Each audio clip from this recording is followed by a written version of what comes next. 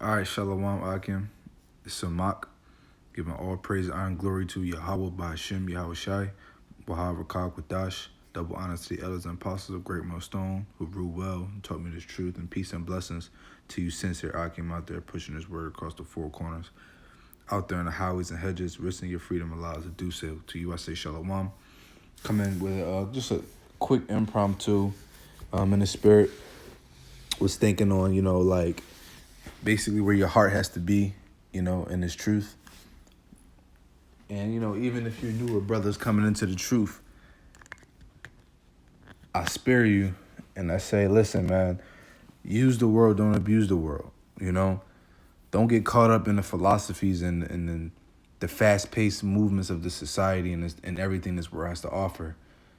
Give your life and your passion and your heart to Yahweh Bashim Yahweh Shai and to this word, and then you'll profit in all things. You're gonna go through some hells and you're gonna catch some hells, but nevertheless, that's just the balance of this thing. I'm gonna start with this precept, Matthew 16. Salakia, Matthew 13.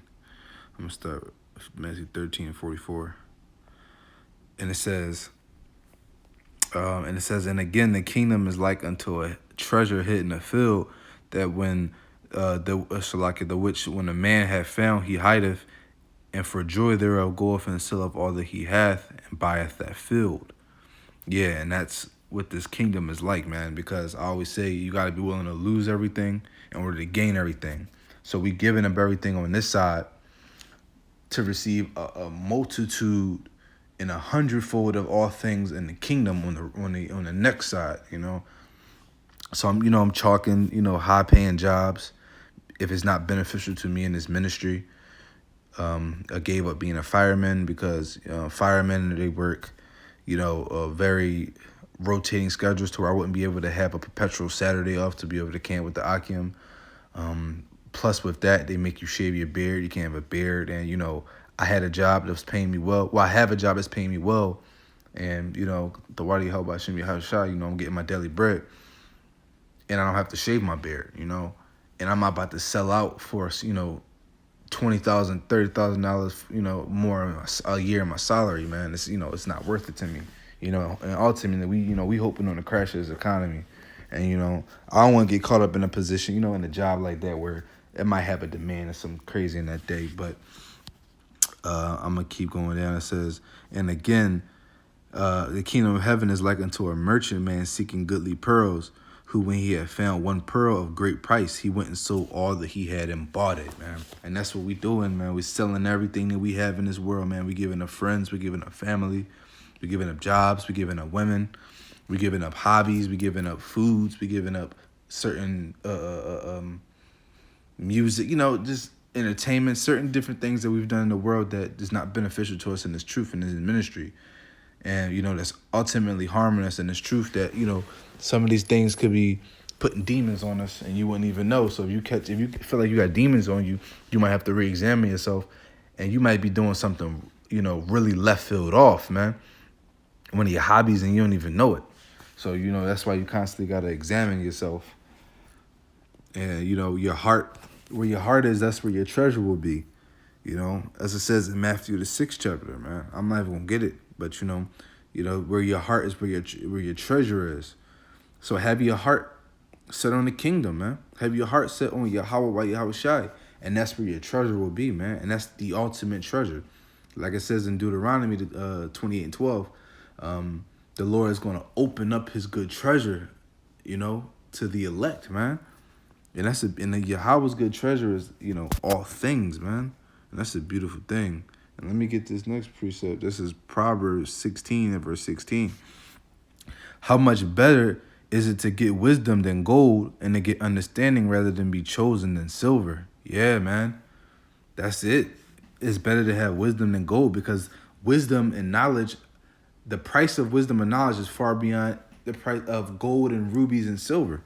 Because you can have all the money in the world, but without wisdom and knowledge, man, all that shit can be taken in the blink of an eye, man. You know, you have no wisdom and knowledge of anything, but you have all this money, and someone can fuck you over and scam you out and scheme you out of all your money legally, you know, because you didn't have any wisdom or knowledge. That's just using a worldly attribute.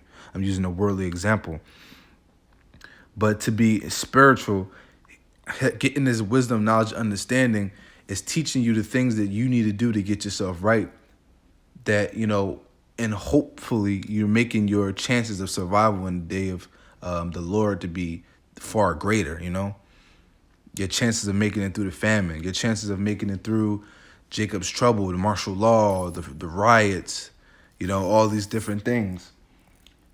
And ultimately the nuclear fire, man, the nuclear missiles. You want to make sure you're getting yourself prepared for that. And the scriptures prepares you for this, man. And let me get this. Let me go here. Verse 19. Matter of fact,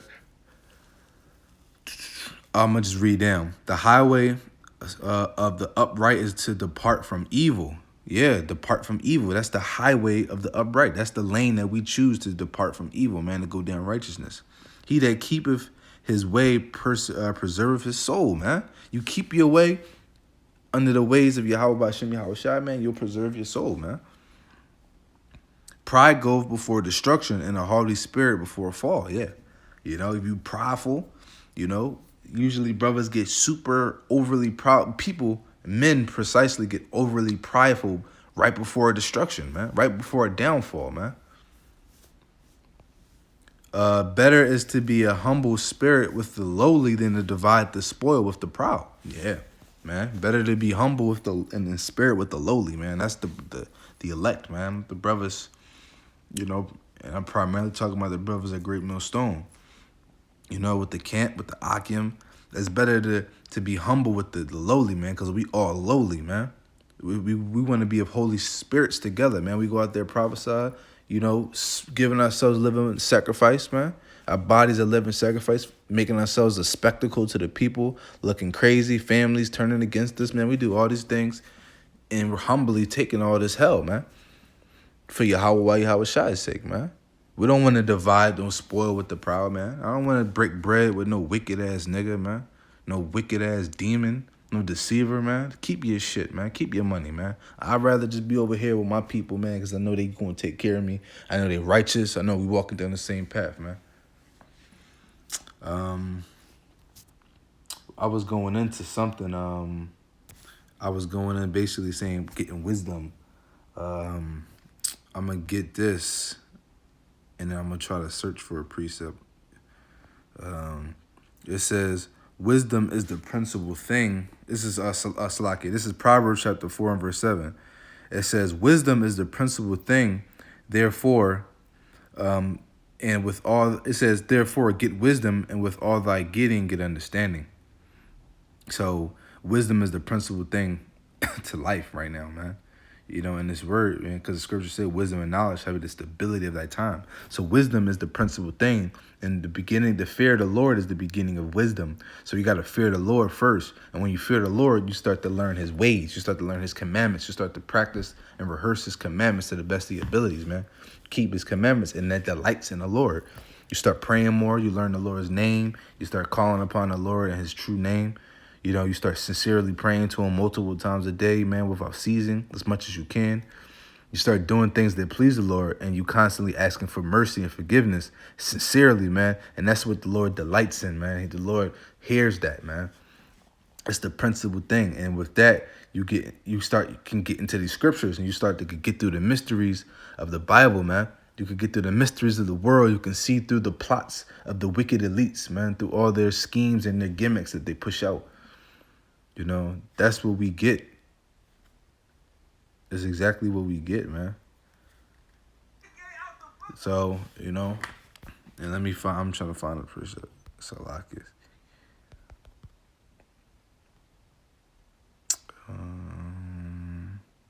Here we go. Isaiah 34 and 16. It says, seek ye out of the book of Yahweh and read. No one of these shall fail. Yeah, seek ye out of the book of the Lord, man, because this is where you're going to get the wisdom of all things. You're going to get the knowledge of all things. You're going to get what you need in the book, man, the scriptures, the Bible, man.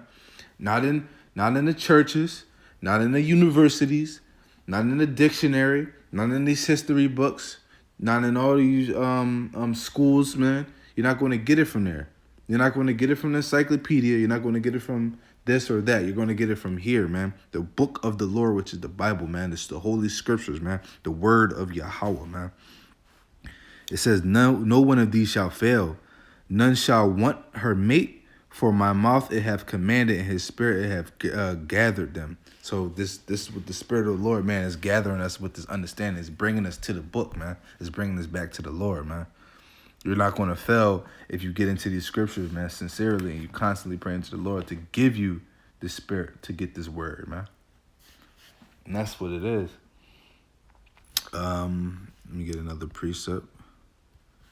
This is Matthew 16,